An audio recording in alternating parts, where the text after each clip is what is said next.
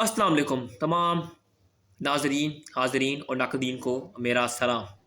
आज हम बात करेंगे AFC एशियन कप क्वालिफायर्स की। और आज हम बात करेंगे पाकिस्तान वर्सेस अफ़गानिस्तान वाले मैच पर। कल क्या हुआ, क्या क्या गलतियां हुई, क्या क्या नहीं होना चाहिए था, और बात करेंगे कि हमने जो 8 मैचेस विनलेस रन था, जो कि अब 9 मैचेस का हो चुका है, उसको एटलीस्ट कुछ ना कुछ बेहतर किया है। मैच ड्रॉ हो चुका है दोस्तों, 0-0 पर मैच ख़त्म हुआ, 0-0 पर 90 मिनट्स के बाद। I think Pakistan had plenty of chances. इस मैच से पहले मैं थोड़ी टीम सिलेक्शन पर भी बात करना चाहूँगा, क्योंकि कई सारे जो हमारे यूट्यूबर्स हैं वो बात कर रहे हैं इसके ऊपर, और मेरे ख्याल से बात करना बनती भी है काफ़ी हद तक। क्योंकि अगर आप देखें तो कई लोग सवाल उठा रहे हैं कि कलीमुल्लाह साहब कहाँ से आ गए हैं टीम में। जो बंदा कुछ महीने पहले कह रहा था कि मैं ना PFF के प्रेसिडेंट के लिए इलेक्शन कंटेस्ट करना चाहता हूँ, वो टीम में 10 साल बाद कैसे आ गया। वो सुनील छेत्री के साथ खेला है, ठीक है, और उसने 4 साल से, या हो सकता है उससे भी ज़्यादा अरसा हो गया हो, कई अरसे से उसने एक कंपैरेटिव मैच नहीं खेला था। कलीमुल्लाह, उसका टीम में आना मुझे समझ नहीं आई। हालांकि मुझे नहीं पता कि जो सिलेक्टर्स हैं, जो लोग बैठे हुए हैं PFF में, उन्होंने क्या सोचकर कलीमुल्लाह को स्क्वाड में इंक्लूड किया। मैच फिटनेस नहीं थी उसकी। आई नो वो सिर्फ बेंच से ही है कल खेला, लेकिन मुझे उससे गर्ज नहीं है। हमें कई सारे चांसेस मिले, हमने चांसेस मिस किए। आई थिंक मुझे जिन 2 बंदों ने इम्प्रेस किया है कल के मैच में सबसे ज़्यादा, वो एक हारिस ज़ेब है आपका राइट बैक, और एतजाज़ हुसैन मुजफ्फर। आई थिंक ही प्लेड ब्रिलियंटली, क्योंकि उसकी रेपुटेशन भी हाई है। काफ़ी अरसे से हम लोग कह रहे थे कि एतजाज़ को होना चाहिए, आदिल नबी को होना चाहिए। आदिल नबी ने भी आ जाना था, लेकिन अनफॉर्चुनेटली वही जो हर मसला होता है हमारे मैच से पहले कि या तो फंड्स का इशू हो जाता है, या PFF जो है वो टिकट ही अरेंज नहीं कर पाता प्लेयर्स का, और उनका टिकट ही अरेंज नहीं हुआ। तो टोटल हमें 5 ओवरसीज प्लेयर के साथ ये मैच खेलना पड़ा। हमें ये मैच जीतना चाहिए था, लेकिन I am still quite please with a draw. लेकिन मैं इसलिए थोड़ा मुझे शौक भी है कि हमें मैच जीतना चाहिए था, क्योंकि हमें एक पेनल्टी मिली थी, और हमारे नंबर 7 ओटिस खान, हमने उनको कहा कि आप पेनल्टी लें, and he just skied it. It was a proper chance, it was a big chance. No hate to Otis, मैं ऑटिस को नहीं आप करूँगा क्रिटिसाइज, लेकिन एक ऐसा मौका हो सकता था कि हम अफगानिस्तान को 1-0 हरा देते, रादर देन अ 0-0 ड्रॉ। ज़ाहिर है 1 पॉइंट से बेहतर तो 3 पॉइंट्स थे, है ना, ऐसी बात है ना।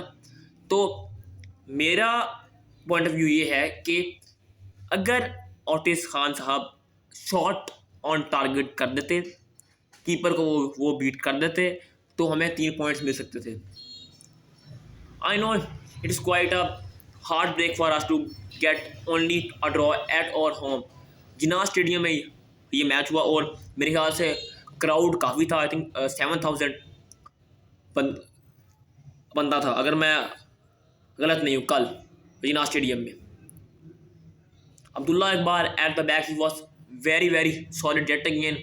मोहिबुल्लाह आफरीदी की भी मुझे ठीक लगी है परफॉर्मेंस, और गुलजारी हैं जो आपके, I think he is a good talent as well. तो मुझे लगता है कि ये टीम बनाई जा सकती है।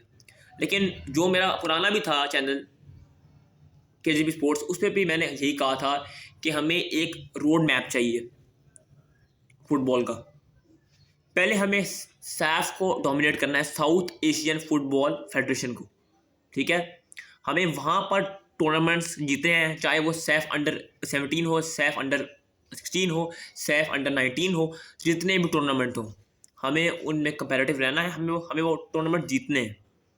या फिर आपका सैफ चैंपियनशिप हो, जो सीनियर लेवल की होती है वो। अगर हम सैफ में अच्छा करेंगे तो फिर हम AFC जो एशियन फेडरेशन जो फुटबॉल की है कॉन्फेडरेशन, उसमें हम लोग बेहतर कर सकते हैं। पहले सैफ, फिर AFC, और फिर इंशाल्लाह एक दिन फीफा वर्ल्ड कप। ये हमें जो मेजर स्टेप्स हैं वो लेने पड़ेंगे। फ्रेंडलीज नहीं है, मैं हमेशा बात करता हूँ कि बाकी टीमें फ्रेंडली खेल के आई हैं। ये जो अफगानिस्तान की टीम के साथ आपने खेला, ये कैफा अभी जो नेशंस कप हुआ वो आई है खेल के। इन्होंने ईरान को फेस किया है, इन्होंने इंडिया को फेस किया है उस टूर्नामेंट में। और हमारी टीम ने अपना आखिरी मैच कब खेला था अगेंस्ट म्यांमार, जिसको 3 से 4 माह भी हो चुके हैं। फुटबॉल लीग नहीं है आपके पास।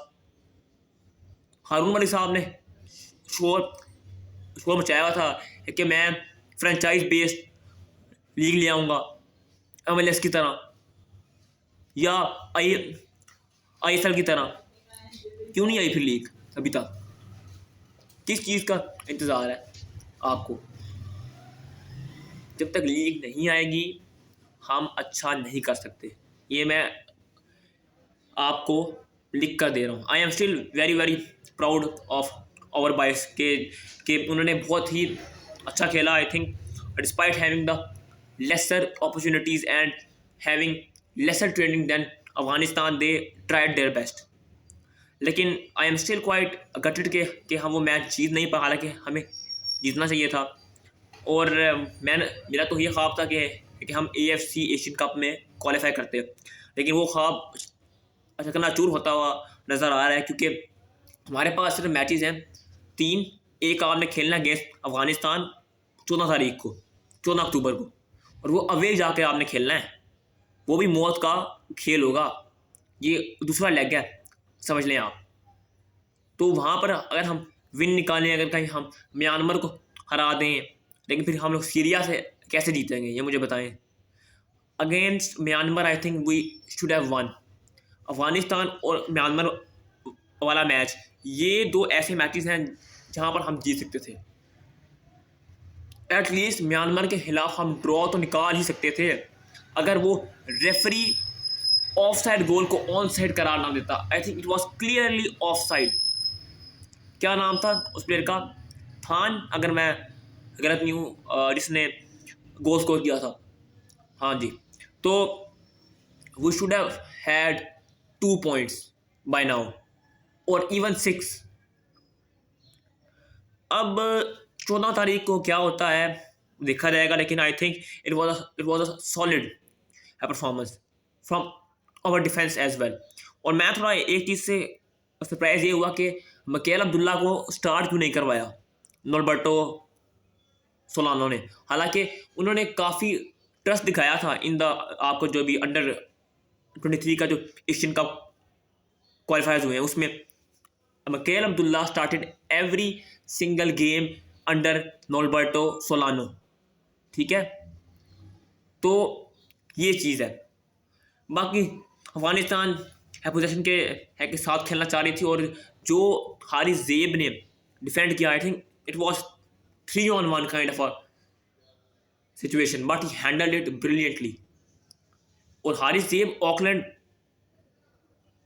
सिटी के लिए अब ये जो फीफा वर्ल्ड कप हुआ उसमें खेला भी है हारिस ज़ेब ऑकलैंड के लिए। तो he has the exposure that he can compete at the highest level. हमारी टीम अच्छी है, हमारी टीम बुरी नहीं है, लेकिन इस टीम को सपोर्ट करने की ज़रूरत है। और अली तरीन साहब ने बहुत अच्छा एक कदम उठाने का फैसला किया है। जो हमारा सीरिया वाला मैच है इन नवंबर, वहाँ पर जो हमारे कोच साहब हैं वो चाहते हैं कि 13 ओवरसीज़ प्लेयर्स आएँ, और अभी हमारे पास सिर्फ 5 ओवरसीज़ प्लेयर हैं। अब्दुल्ला इकबाल है एक आपका, उनमें ओटिस खान है एक आपका, इत्जाज हुसैन है आपका एक, और आई थिंक साकिब हनीफ को तो आप ओवरसीज़ में नहीं करेंगे, इंक्लूड आपके जो मिकेल अब्दुल्ला साहब हैं वो भी ओवरसीज़ में शुमार होते हैं। तो ये सारी कहानी है। We got a point, that's all from this game. तो लाइक करो, सब्सक्राइब करो। I will see you soon in my next video. अल्लाह हाफिज़।